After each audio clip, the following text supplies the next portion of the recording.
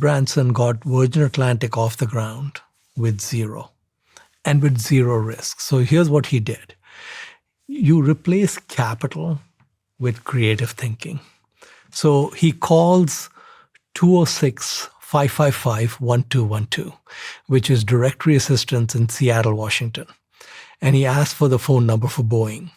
Okay, so he calls the main Boeing switchboard. Boeing sell the planes, right? Yeah, Boeing makes the 747. So he calls the main switchboard of Boeing, giant, huge company, and says, I'd like to lease a jumbo.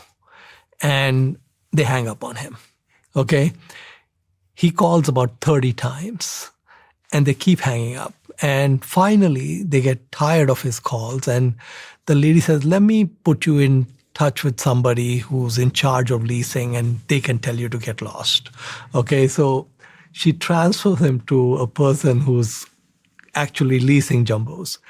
This person tells Richard, says, look, Mr. Branson, in every country, we have one customer.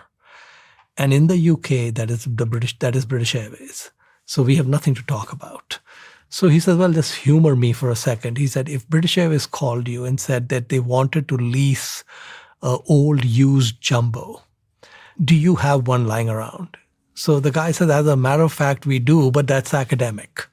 He says, well, what would you lease it to British Airways for? Just since we're having a conversation. What ended up happening is Boeing leased him that jumbo. And the reason they leased him the jumbo is they had one just sitting around. So they didn't really have any risk because they said the moment the guy doesn't make any payments, we're going to pull the plane, right? So now when you have an airline, you sell all the seats 4 months in advance.